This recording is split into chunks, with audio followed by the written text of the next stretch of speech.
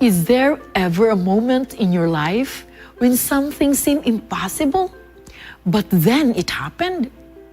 Let's reflect on it together and see how God can make the impossible possible.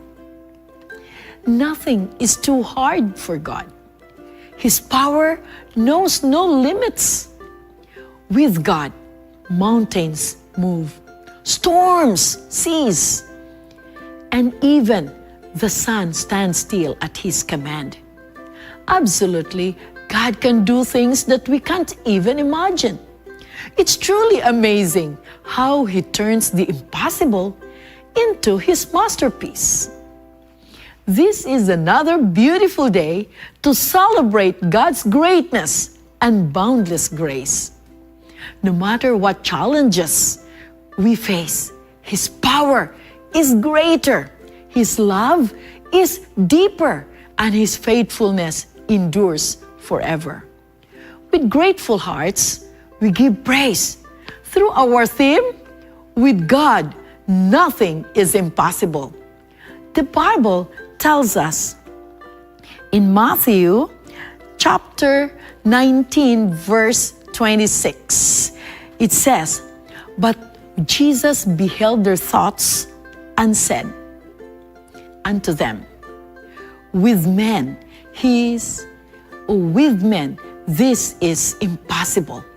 But if they will forsake all things for my sake, with God, whatsoever things I speak are possible." Jesus is reminding us in this verse that God is the super powerful. Scriptures have told incredible stories showing how God can do what seems impossible. He parted the Red Sea, so the Israelites could walk on dry ground. He shut the mouths of the lions, so Daniel was not hurt. He turned a small lunch into a great feast, feeding thousands with just 5 loaves and 2 fish. Furthermore, God healed the blind man, cleansed the lepers, calmed the storms, turned water into wine, and made the lame walk, and did so much more. These testimonies reminds us that nothing is impossible or nothing is too hard for God. When we put our trust in God, there is no fear too great to overcome. No prayer goes unheard, and no life is beyond His power to transform. There is no problem too big or too difficult to solve. No dream is too far to reach, and no heart is too broken to heal. Have you ever tried to pray and ask God to give you courage every time you're scared of something? Like when you're lost in a crowd, or you hear a strange noise, or you see a creepy shadow in the dark. But after you pray, you start to feel a little braver because you can sense that Jesus is right there with you.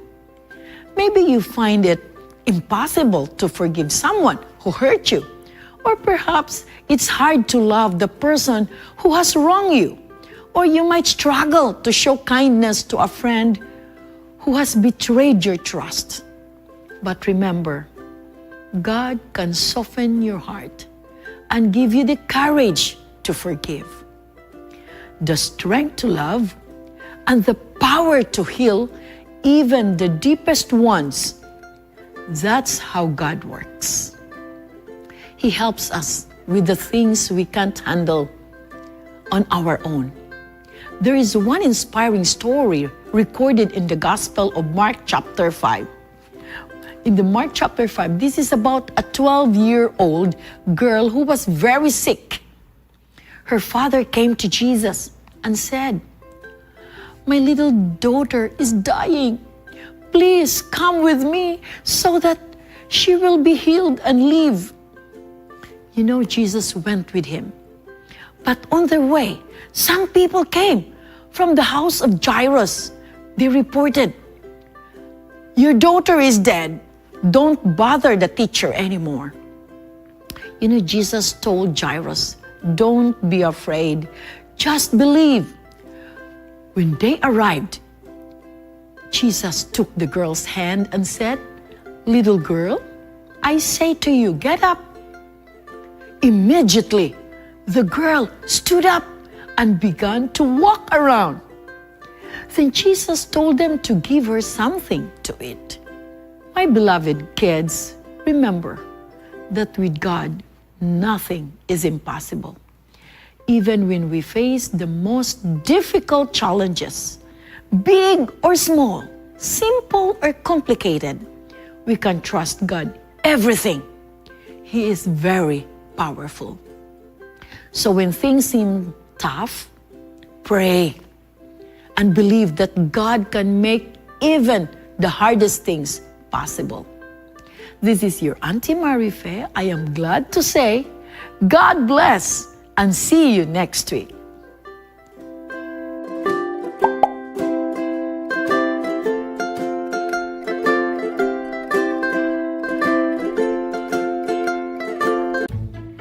Hello mga bata, the wonderful kids of hope. Isn't it exciting to know that with God, nothing is impossible? Today, kids, Auntie Marife shared amazing stories that reminds us of God's great power and love. Aren't you amazed by how much God can do? Yes, that's right. It's incredible. Well, it's me again, Teacher Sweeney, and I am excited to know how much you have learned from our Bible talk. Now, it's time to put your listening skills to the test. Are you ready for some fun? It's time for Bible Quiz time!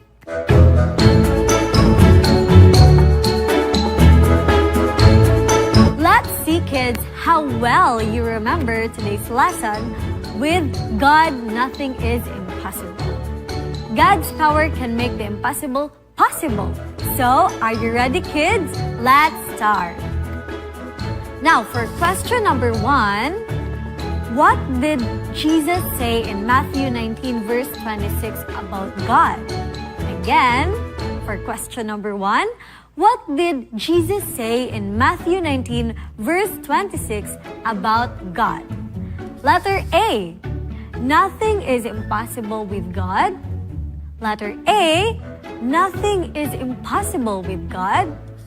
Letter B, with man, all things are possible. Letter B, with man, all things are possible. Letter C, with God, all things are possible. Letter C, with God, all things are possible. Or the letter D, only some things are possible with God. Or the letter D, only some things are possible with God. So, are you done answering, kids? So great! Let's start for our next question. Question number 2. What did God do to protect Daniel in the lion's den? Again, for question number 2, what did God do to protect Daniel in the lion's den? Letter A, He made the lions disappear. Letter A, He made the lions disappear. Or letter B, He shut the mouths of the lions. Letter B, He shut the mouths of the lions. Letter C, He sent angels to remove Daniel. Letter C, He sent angels to remove Daniel. Or the letter D, He turned the lions into kittens. Or the letter D, He turned the lions into kittens. Now, let's move on to the last question for today, kids. Are you ready? Question number 3. When we face challenges, what should we do? Again, when we face challenges, what should we do? Letter A, trust God and pray. Letter A, trust God and pray. Letter B, never give up and stop trying. Letter B, give up and stop trying. Letter C, complain about how hard it is. Letter C, complain about how hard it is. Or for the letter D, wait for someone else to solve them. For the letter D, wait for someone else to solve them. Are you done answering, kids? Let's raise our hand if you're done. Okay, now you all did such an amazing job. Let's now reveal the answers. Are you ready? Now, kids, for the answer of question number 1, what did Jesus say in Matthew 19 verse 26 about God? The answer is letter C. With God, all things are possible. Did you make it right, kids? Okay, let's proceed to the answer of question number 2. What did God do to protect Daniel in the lion's den? The answer is letter B. He shut the mouths of the lions. The answer is letter B. He shut the mouths of the lions. And last, the answer of question number 3. When we face challenges, what should we do? The answer is letter A. Trust in God and pray. Great work, kids! Remember, no matter what challenges you face, you can always trust God because with Him, nothing is impossible. So kids, keep praying and believing and trusting in His power and love.